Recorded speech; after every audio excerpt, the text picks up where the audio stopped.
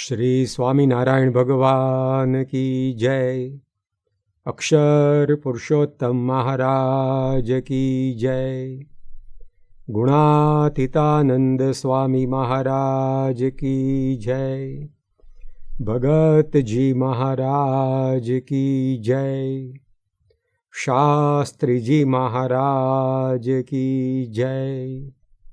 योगी जी महाराज की जय।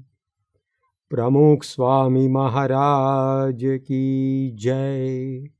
महंत स्वामी महाराज की जय। प्रमुख स्वामी महाराज शताब्दी महोत्सव की जय। एक संस्कृत सुभाषित में ऐसा कहा गया है कि यदा यदा मुंचति वाक्य बाणम तदा तदा जाति कुलम प्रमाणम। अर्थात मनुष्य के मुंह में से जो शब्द निकलते हैं उससे उसके व्यक्तित्व का परिचय मिलता है। जैसे दर्पण में व्यक्ति का प्रतिबिंब दिखाई पड़ता है, उसी प्रकार वाणी को आत्मा का दर्पण कहा गया है। तो वाणी में भी व्यक्ति के व्यक्तित्व का प्रतिबिंब दिखाई पड़ता है। उसके मुताबिक भगवान स्वामी नारायण के जो शब्द है, उस शब्दों में से भी हमें उनके व्यक्तित्व का परिचय मिलता है।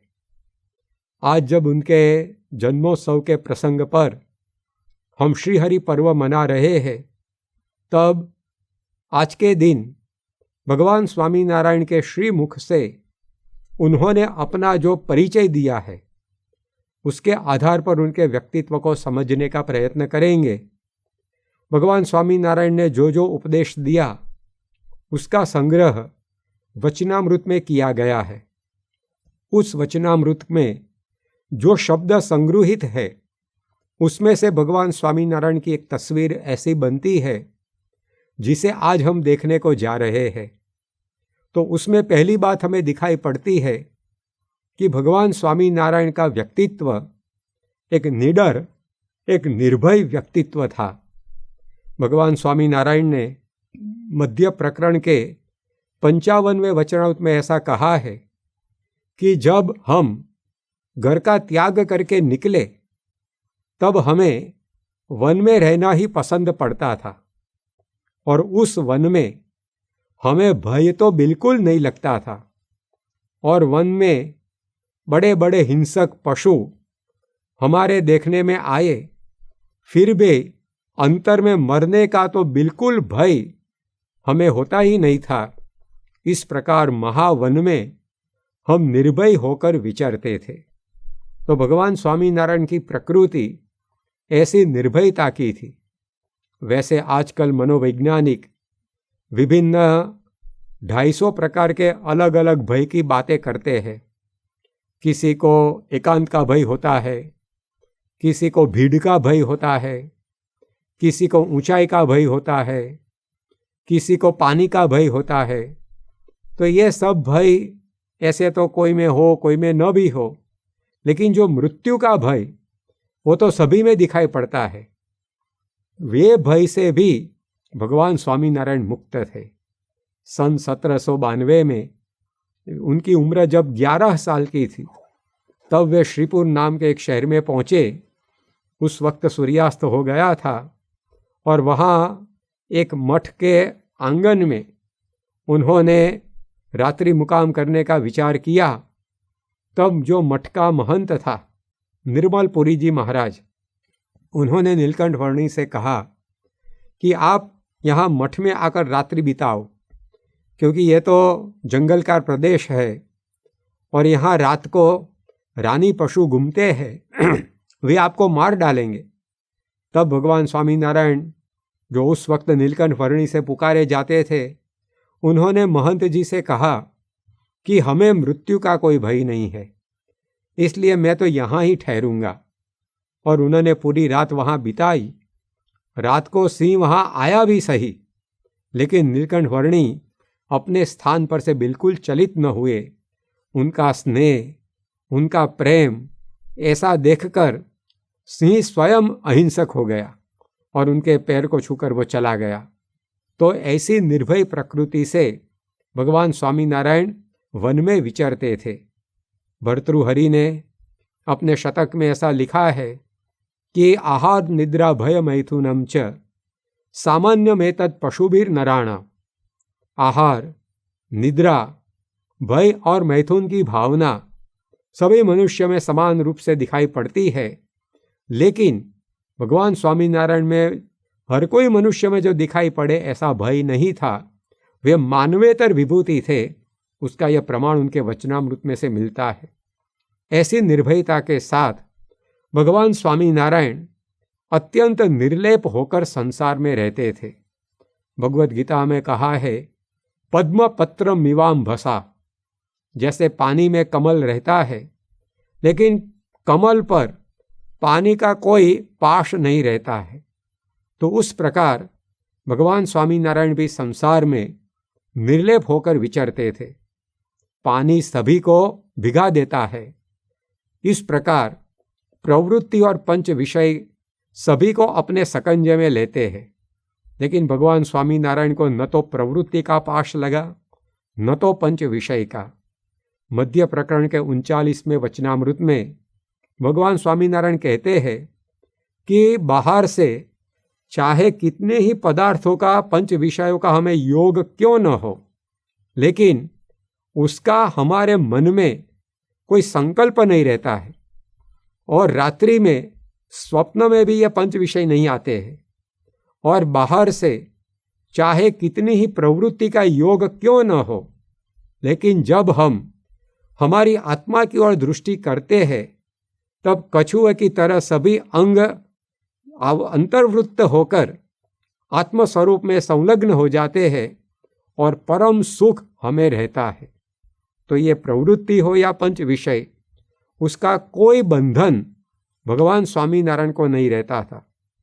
इतना ही नहीं, भगवान स्वामीनारायण प्रथम प्रकरण के 73वें वचनामृत में ऐसा कहते हैं कि हमारे पास जो हमारे सेवक मूलजी ब्रह्मचारी इत्यादि रहते हैं, उनके हृदय में भी प्रतीति है कि श्रीजी महाराज तो आकाश की तरह निर्लेप है। जो सहवासी है वही सहवासी का व्यक्तित्व ठीक तरह से समझ सकता है। तो सहवासी विजानियात सहवासिनः विचेष्टितम। दूर रहने वाले को व्यक्तित्व का जितना परिचय न पड़े, उतना पास रहने वाले को पड़ता है। तो भगवान स्वामीनारायण उसकी साक्षी से बात करते हैं कि हमारे पास रहने वाले, काया की साथ छाया की तरह रहने वाले मूलजी ब्रह्मचारी इत्यादि को भी हृदय में प्रतीति आई है कि ये भगवान स्वामीनारायण आकाश की तरह निर्लेप है। तो निर्भयता के साथ ऐसी निर्लेपता, और वो भी किस कक्षा की निर्लेपता। तो भगवान स्वामीनारायण अंत्य प्रकरण के 39वें वचनामृत में ऐसा कहते हैं कि हमें स्त्री धनादिक पदार्थों का भारी योग है, तथा हम अहमदाबाद, बड़ौदा, वरताल, सूरत आदि जगह पर जाते हैं, तब वहाँ हजारों लोग इकट्ठे होते हैं और वे हमें मानते हैं, यानी कि पूजते हैं, और बड़े सम्मान से हमारी नगर यात्रा निकालते हैं। और वहाँ बहुत ही कीमती वस्त्र वाहन आदि का योग हमें होता है, फिर भी उसमें से किसी का भी हमें बंधन नहीं होता है। और जैसे पूर्व देह की विस्मृति है, उस प्रकार इस देह के पंच विषय की भी हमें विस्मृति रहती है। पूर्व देह में हमने जो पंच विषय का उपभोग किया है, उसकी स्मृति भी आज हमें नहीं है। तो वो हम बिसर गए हैं, उससे हम अलिप्त हो गए हैं। तो इस प्रकार भगवान स्वामीनारायण कहते हैं कि इस जीवन में प्रवृत्ति और पंच विषय से हम अलिप्त रहते हैं। ये बड़ी बात है। जैसे अग्नि है, अग्नि को कोई भी चीज का पाश नहीं लगता है, अग्नि सभी को अपने जैसा बना देता है। तो उसी प्रकार भगवान स्वामीनारायण भी ऐसे थे कि जिनको प्रवृत्ति, पंच विषय, ये संसार का कोई पाश ये अपने जीवन में नहीं लगा। ऐसी निर्लेप स्थिति के साथ भगवान स्वामीनारायण अत्यंत निर्विकार थे। कभी बाण, जो कि संस्कृत साहित्य में बहुत ही ख्यातनाम साहित्यकार हो गए, उन्होंने एक सवाल उठाया है कि किम अस्ति कश्चिद असौ इयति लोके यस्य निर्विकारम यौवनम अतिक्रांतम। इस दुनिया में कोई ऐसा है जिसने निर्विकार यौवन बिताया हो? अर्थात निर्विकारी रहना वो अशक्य जैसी बात है, लेकिन भगवान स्वामीनारायण कहते हैं कि वे ऐसे निर्विकार थे। गटड़ा मध्य प्रकरण के 33वें वचनामृत में उन्होंने बोला है कि जब से हमने जन्म लिया तब से लेकर आज तक, यानी कि ये जब ये वचन बोलते हैं तब उनकी उम्र 43 साल की है। तो विगत 43 साल में जब से जन्म लिया तब से आज तक जागृत अवस्था और स्वप्न अवस्था में हमें धन और स्त्री संबंधी कोई भी मलिन संकल्प नहीं हुआ है, और यदि ऐसा संकल्प हुआ हो तो यह परमहंसों की सौगंध है। इस प्रकार हम हमेशा निर्दोष है। तो ये बात उन्होंने कही है। अपने परमहंसों की सौगंध खाकर वे बताते हैं कि धन और स्त्री का कोई भी मलिन संकल्प जीवन पर्यंत उनके जीवन में उठा नहीं था। तो ऐसी निर्विकार स्थिति उसकी निशानी। वैसे ऐसा निर्विकारपन तो हमें दिखाई नहीं पड़ता है, लेकिन हम कैसे जान सकते हैं? तो जैसे व्यक्ति के दिमाग में जो ज्ञान होता है, वो ज्ञान को हम देख नहीं सकते हैं, लेकिन वह व्यक्ति किसी को ज्ञानी बनाए, उससे हमें पता चलता है कि उसके पास भी ज्ञान होना चाहिए। तो भगवान स्वामीनारायण के संपर्क में जो आए वे ऐसी निर्विकार स्थिति को प्राप्त कर गए थे। तो भगवान स्वामीनारायण उससे निर्विकार थे ऐसा हमें पता चलता है। जैसे वृक्ष का सत्व फल पर से मालूम पड़ता है, भूमि का सत्व फसल पर से मालूम पड़ता है, उसी प्रकार ये निर्विकारी स्थिति आंतरिक है, लेकिन वो औरों को निर्विकार बनाए उससे पता चलता है कि वो भी निर्विकार होने चाहिए। भगवान स्वामीनारायण के एक संत शिष्य थे सद्गुरु ब्रह्मानंद स्वामी। उनके बारे में भगवान स्वामीनारायण ने जैतलपुर के दूसरे वचनामृत में ऐसा कहा है कि विकार का हेतु हो, यानी कि विकार उत्पन्न होने की संभावना हो, ऐसा वातावरण हो, माहौल हो, फिर भी उसमें भी विकार न हो, वो यति कहलाता है। कवि कालिदास ने रघुवंश में लिखा है कि विकार हेतु सति विक्रियन्ते येषाम न चेतांसी तएव धीरा। विकार का हेतु होने के बावजूद भी जिसके दिमाग में विकार उत्पन्न न हो वो यति है। और ऐसे यति हनुमान जी थे, लक्ष्मण जी थे। और भगवान स्वामीनारायण कहते हैं कि आज ये ब्रह्मानंद स्वामी वो भी उस कक्षा के यति है। और उसकी खबर सबको सन 1828 में मिली, जब इस साल भगवान स्वामीनारायण जूनागढ़ पधारे थे और जूनागढ़ में उनकी नगर यात्रा निकलने वाली थी। लेकिन उस नगर यात्रा में भंग हो, उस नगर यात्रा में भगवान स्वामीनारायण को परेशानी हो, उसके ऐसा इरादा रखकर जूनागढ़ का एक दीवान था, उसने एक अश्व भगवान स्वामीनारायण के संत ये ब्रह्मानंद स्वामी उनको बैठने के लिए भेजा। वो नस्ल से वाली घोड़ा ऐसा कहा जाता था। तो ये जो अश्व था वो जब कोई भी घोड़ी को देखे तो एकदम उन्मत्त हो जाए, ऐसा प्रकार का उसका वर्तन रहता है। तो ब्रह्मानंद स्वामी उस पर बैठे और नगर यात्रा में ये अश्व मनोन्मत्त हो जाए और ब्रह्मानंद स्वामी को नीचे गिराए और उनका बुरा दिखाई दे, ऐसी मंशा रखकर ये अश्व वो दीवान ने भेजा। लेकिन ब्रह्मानंद स्वामी के स्पर्श मात्र से अश्व निर्विकारी हो गया। पूरी नगर यात्रा में घोड़ियों के बीच चलने के बावजूद भी उसने किसी भी प्रकार का तूफान नहीं किया। तो जिनके संत के स्पर्श मात्र से पशु प्रजाति के विकार दूर हो जाते थे, तो ऐसे संतों को तैयार करने वाले भगवान स्वामीनारायण तो निर्विकार हो, उसमें क्या संदेह रहता है। तो ऐसी भगवान स्वामीनारायण की स्थिति थी, निर्भय, निर्लेप और निर्विकार। उसके साथ भगवान स्वामीनारायण कहते हैं कि वे समदृष्टा थे। गढ़ड़ा मध्य प्रकरण के 13वें वचनामृत में उन्होंने बताया है कि यह हरिभक्त बड़ा और यह हरिभक्त छोटा ऐसा हमारे जीवन में नहीं है। सभी हरिभक्त हमें समान दिखाई पड़ते हैं और राजा एवं रंक दोनों भी समान दिखाई पड़ते हैं। जैसे सूर्य सभी को प्रकाश देता है, वो धनिक के घर में उजाला फैलाए और गरीब की झोपड़ी में उजाला न फैलाए ऐसा नहीं रहता है। जैसे पवन सभी को शीतलता देता है, बारिश सभी के लिए बरसती है, उस प्रकार भगवान स्वामीनारायण ने कहा कि हमारी भी ऐसी समदृष्टि है। इतना ही नहीं, उन्होंने प्रथम प्रकरण के 73वें वचनामृत में कहा कि हमारे साथ हमारे जो सेवक रहते हैं उनके अंतर में भी ऐसी प्रतीति है कि श्रीजी महाराज को कोई अपना नहीं है और कोई पराया नहीं है। अपने पराये के भेद से पर भगवान स्वामीनारायण थे। वे जितने प्रेम से देवी पूजक सग्राम की झोपड़ी में बैठ सकते थे, उतने ही प्रेम से कुशल कुंवरबाई जो 500 गांव की साम्राज्ञी थी उसके महल में भी बैठ सकते थे। वे सूरत के हरिभक्तों द्वारा लाए गए सुवर्ण थाल के मिष्टान जिस प्रेम से खाते थे, उस प्रेम से कच्ची पक्की रोटी वो जीवन भक्त लाया था वो भी उन्होंने खाई थी।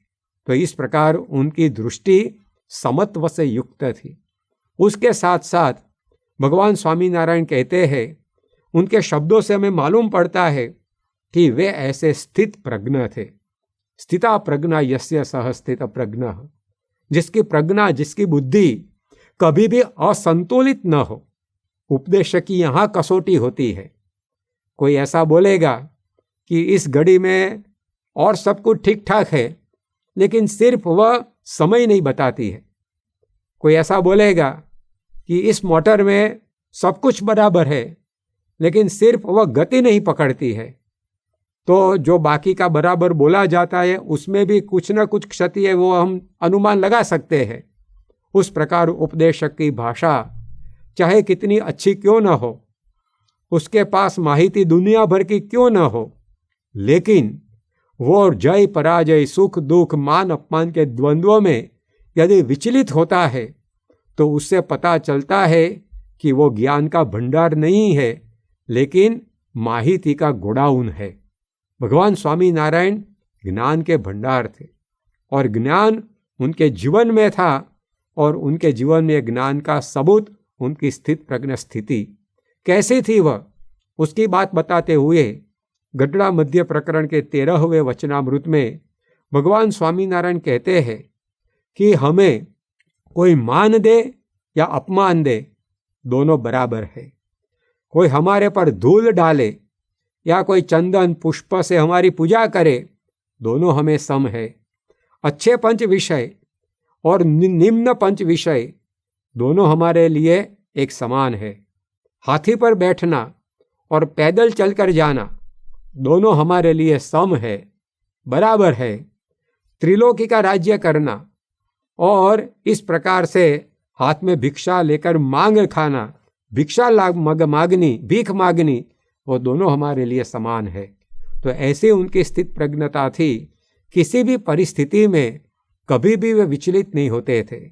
जब वे सन 1798 में जूनागढ़ आए और जूनागढ़ में एक जगह पर सदाव्रत दिया जाता था, वहाँ से उन्होंने सदाव्रत लिया और जब एक जगह पर वे खाने के लिए बैठे तब वहाँ कुछ लोग आए और उन्होंने नीलकंठ वर्णी को वहाँ से उठाकर आगे भेज दिया कि यहाँ नहीं, आप आगे जाओ। दूसरी जगह पर नीलकंठ वर्णी खाने के लिए बैठे तो वहाँ से कुछ लोगों ने फिर उठाया।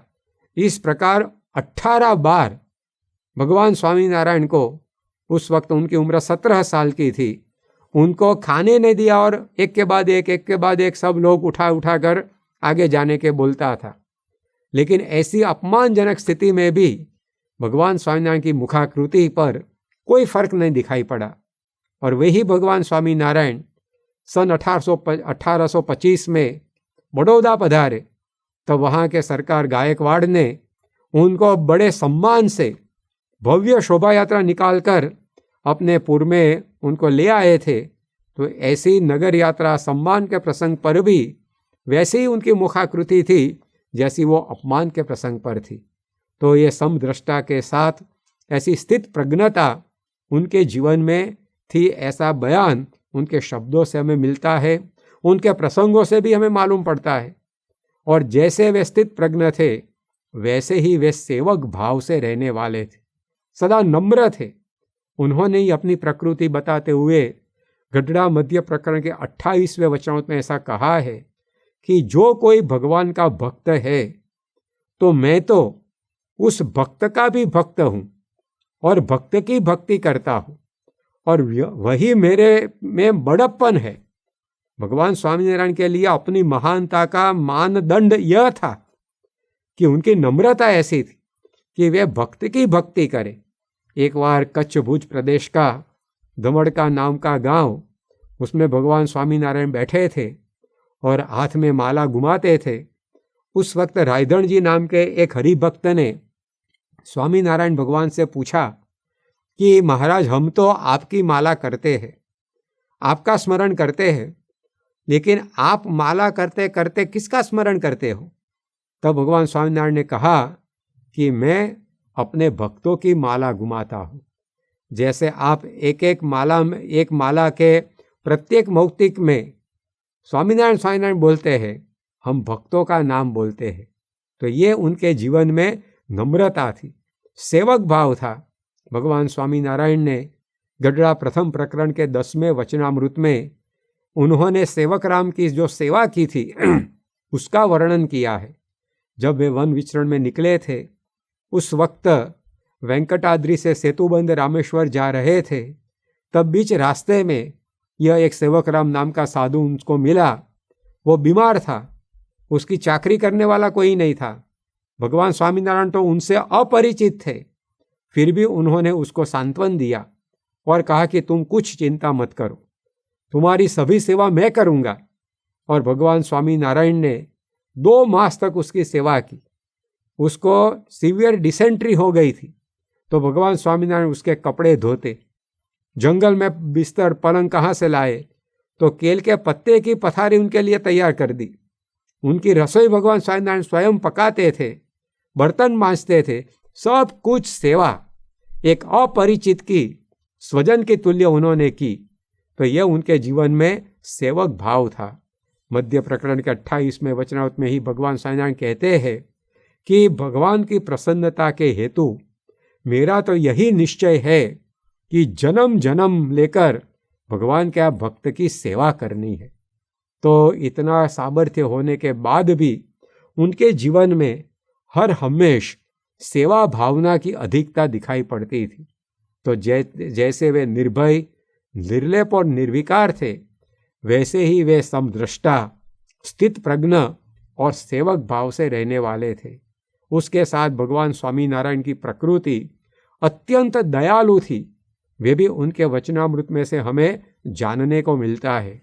गढ़ड़ा मध्य प्रकरण के 28वें वचनामृत में भगवान स्वामीनारायण ऐसा बोलते हैं कि हमारा तो दयालु स्वभाव है और भगवान के भक्त पर हमें अत्यधिक दया रहती है। कैसी दया, कितनी दया, उसका बयान करते हुए उन्होंने गढ़ड़ा मध्य प्रकरण के 60वें वचनामृत में ऐसा कहा है कि मैं तो दत्तात्रेय, जड़ भरत, नारद और शुकजी जैसा दयावान हूँ। और पूर्व देश में एक बार जब हम थे, तब वहाँ कुछ जमाती बाबाओं ने हमें लीली यानी कि एक भाजी तोड़ लाने के लिए कहा, लेकिन हमने कहा कि उस भाजी में जीव है, इसलिए हम उसको नहीं तोड़ेंगे। तब किसी ने शमशेर दिखाकर, तलवार दिखाकर हमें डरा दिया, यानी कि भयभीत बनाने का प्रयत्न किया। तब भी हमने कह दिया कि हम उस भाजी को नहीं तोड़ेंगे। ऐसा हमारा दयावान स्वभाव है। तो एक तृण भी तोड़ने का मन उनके जीवन में नहीं रहता था। और किस क्षण में जब उनका सिर उड़ा देने के लिए लोग तैयार हुए हो, उस वक्त भी सिर कटे तो भले कटे, लेकिन मैं एक तृण को उखाड़ूंगा नहीं। यह भगवान स्वामीनारायण की दयालु प्रकृति थी। एक बार गुजरात के विसनगर शहर के शोभाराम नाम के एक ब्राह्मण को भगवान स्वामीनारायण से द्वेष भाव था, तो उसने सत्संगियों से कहा कि यदि तुम्हारे स्वामीनारायण सचमुच में भगवान हो तो मैं 8 दिन में अंधा हो जाऊं। तो 8 दिन के बजाय वो तो 4 दिन में ही अंधा हो गया। तो भगवान स्वामीनारायण का भगवानपन 2 गुना सिद्ध हुआ। भगवान स्वामीनारायण को जब यह पता चला तो उन्होंने कहा कि हमारे लिए उनको अंधापन आया, चलो हम उनके पास जाए, उसकी आंख पर अपना हाथ फिराए, प्रार्थना करें, भगवान उन्हें दृष्टि वापस प्रदान करे।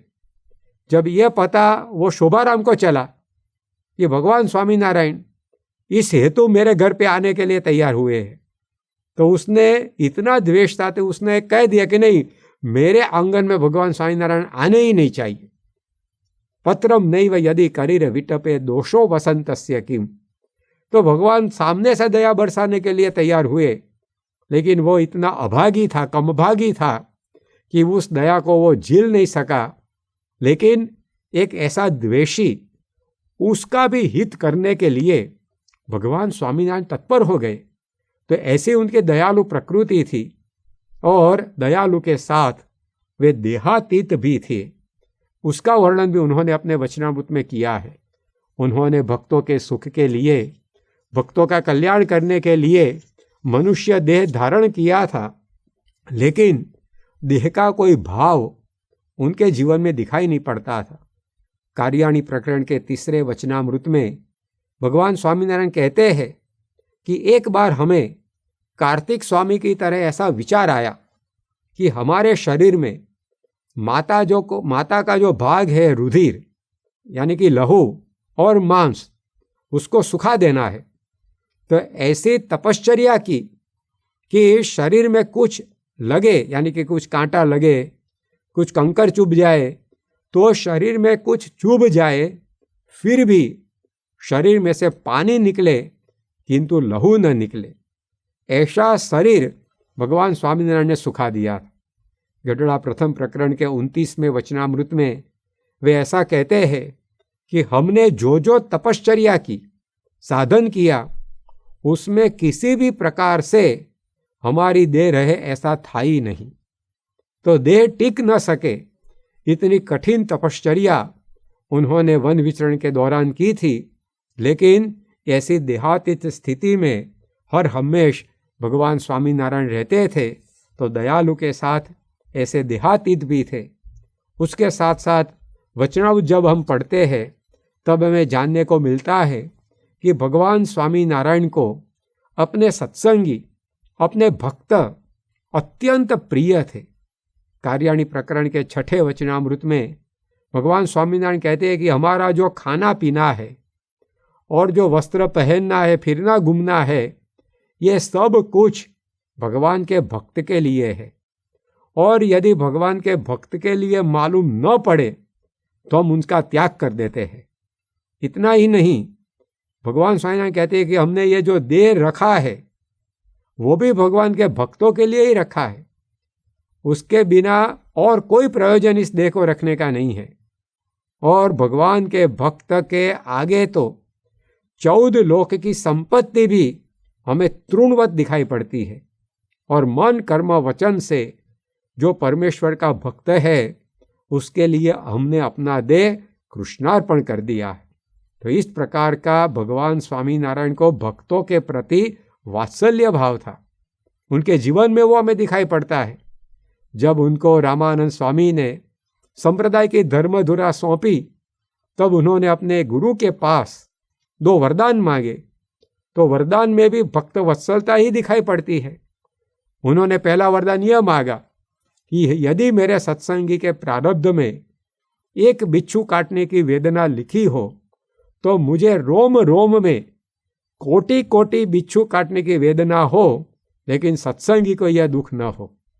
और दूसरा वरदान मांगा कि यदि मेरे सत्संगी के प्रारब्ध में राम पात्र लेकर भिक्षा मांगने का लिखा हो तो वो प्रारब्ध मुझे आए, लेकिन मेरा भक्त अन्न वस्त्र से कभी दुखी न हो।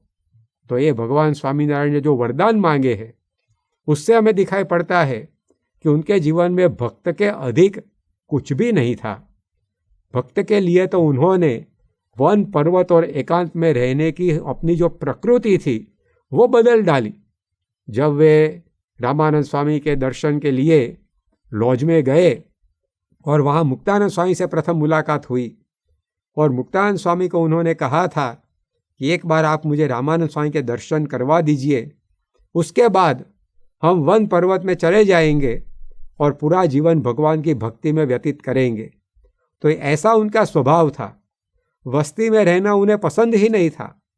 लेकिन अंत्य प्रकरण के 21वें वचनामृत में भगवान स्वामीनारायण कहते हैं कि भगवान और भगवान के भक्त के लिए हम लाखों मनुष्यों की भीड़ में रहे और भगवान का भक्त चाहे कितना ही कसूर में क्यों ना आया हो, चाहे कितने ही गुनाह में क्यों ना आया हो, फिर भी हमें भक्त का अवगुण कभी भी नहीं आता है।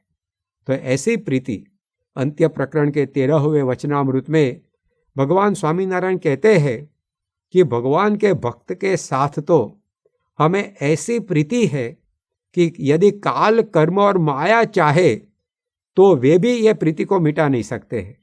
तो ऐसा भक्त वत्सल का एक व्यक्तित्व,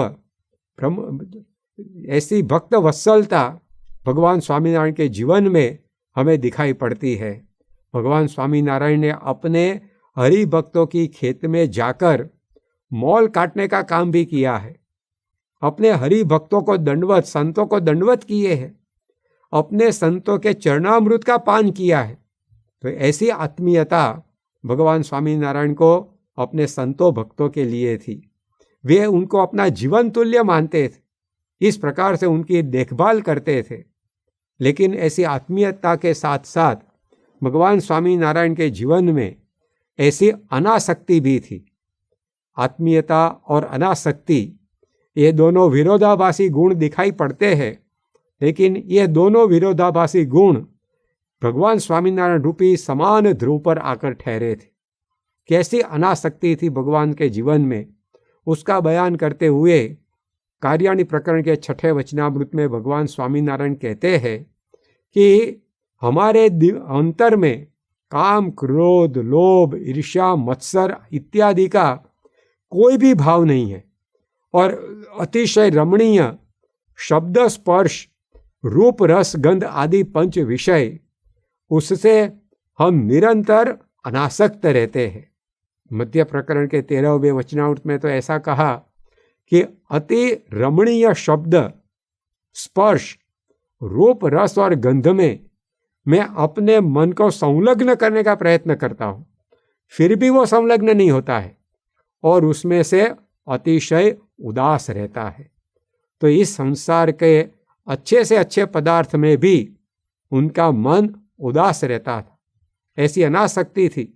मध्य प्रकरण के 55वें वचनामृत में भगवान स्वामीनारायण बोलते हैं कि जैसे कोई मरणासन्न व्यक्ति हो और उसको इस संसार में से सभी प्रकार की प्रीति वो दूर हो जाती है और उसमें से भी सभी को प्रीति दूर हो जाती है। तो भगवान स्वामीनारायण कहते हैं कि इस प्रकार हमें भी सदा अंत अवस्था हो ऐसा ही रहता है और इस संसार में चाहे कितने अच्छे पदार्थ हो या कोई निम्न निष्कृष्ट कक्षा के पदार्थ हो, सभी में किसी में भी हमें प्रीति नहीं है। तो ऐसी एक अनासक्ति से भगवान स्वामीनारायण रहते थे। एक बार किसी ने उनको एक रोज़ा घोड़ा भेंट में उपहार के स्वरूप में दिया था और उस पर बैठकर भगवान स्वामीनारायण विचरण में निकले थे। बीच में एक नदी आई, वहाँ सब स्नान करने के लिए ठहरे। तब किसी दरबार ने भगवान स्वामीनारायण से कहा कि आपके पास ये जो अश्व है, ऐसा अश्व पूरे प्रदेश में किसी के पास न मिले ऐसा है।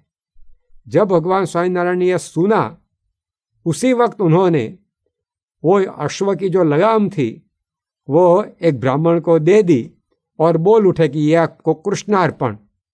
यह सुनकर जो अश्वप्रिय दरबार थे वो एकदम शोक संविग्न हो गए कि इतना अच्छा अश्व भगवान स्वामीनारायण ने ब्राह्मण को भेंट में दे दिया, लेकिन भगवान स्वामीनारायण को उसका कोई उचाट नहीं था। तो ऐसी अनासक्ति, जो कोई भी अच्छा दिखाई पड़े उसका जब वे त्याग करे तब उनको चैन पड़ता था। तो ऐसी आत्मीयता अनासक्ति के साथ भगवान स्वामीनारायण एक अवतारी पुरुष थे, ऐसा भी उन्होंने अपने श्रीमुख से कहा है। ये उनकी पहचान उन्होंने दी है। प्रथम प्रकरण के 31वें वचनामृत में भगवान स्वामीनारायण कहते हैं कि आज जो हरिभक्त है वे सब ऐसा समझते हैं कि अक्षरातीत जो पुरुषोत्तम भगवान है वो ही हमें साक्षात मिले हैं, और ऐसा समझकर वे सब अपने जीवन में पूर्ण कामपन का अनुभव करते हैं। तो भगवान स्वामीनारायण के समय में लाखों लोग उनको पुरुषोत्तम नारायण समझकर उनकी भक्ति करते थे।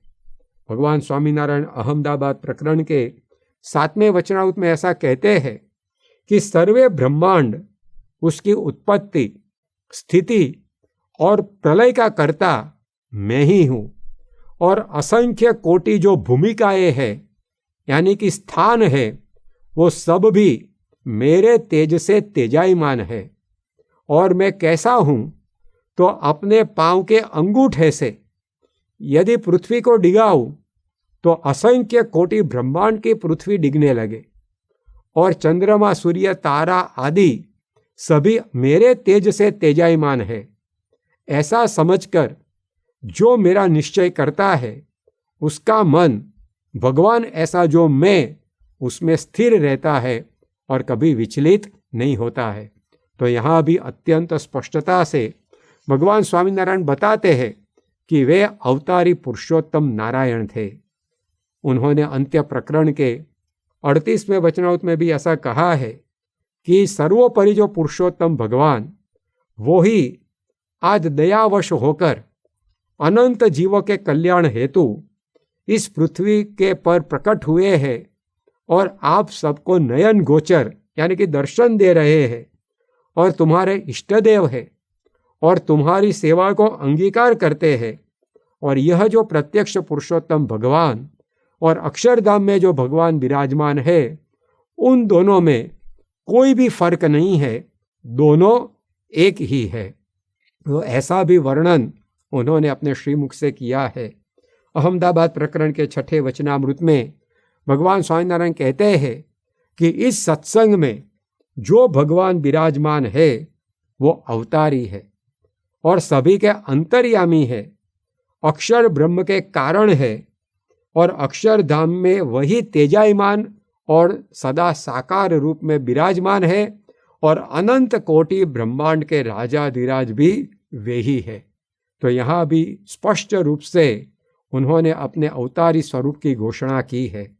मध्य प्रकरण के 35वें वचनामृत में भी भगवान स्वामीनारायण ने ऐसा बोला है कि तुम सब मुझे भगवान जानते हो, तो हमने जहाँ जहाँ भी उत्सव किए हो और वहाँ परमहंस, हरिभक्त आदि को एकत्रित किए हो, और कीर्तन हमने गाए हो, औरों के पास गवाए हो, और इस प्रकार से हमने जहाँ कथा वार्ता की हो, जो भी हमारे चरित्र लीला हो, वो सभी मनन करने योग्य है, चिंतन करने योग्य है, और उसका अंत काल में स्मरण होता है तो उस जीव को अक्षरधाम की प्राप्ति होती है।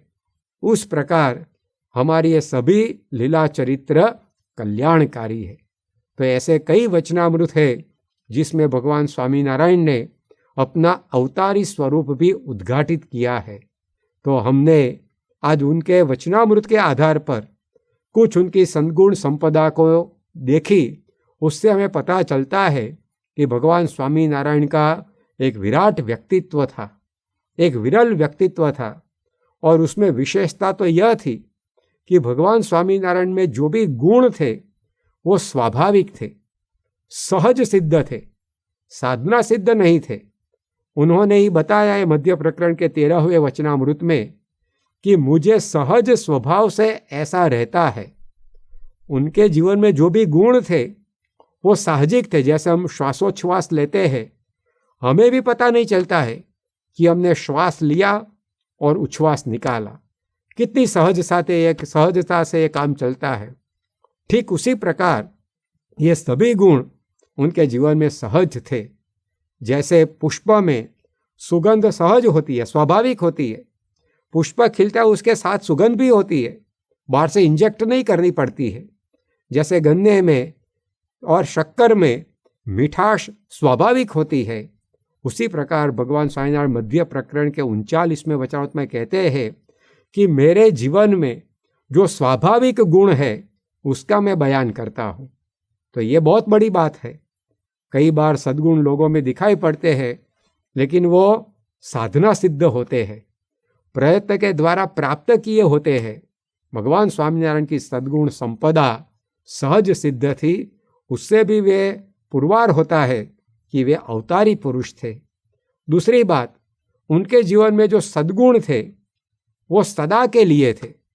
कई बार हम देखते हैं कि कोई मनुष्य कुछ काल के लिए सद्गुणी होता है, लेकिन वही दुर्गुणी आगे जाकर बन जाता है, या तो फिर कोई दुर्गुणी होता है तो आगे जाके सद्गुणी भी बनता है।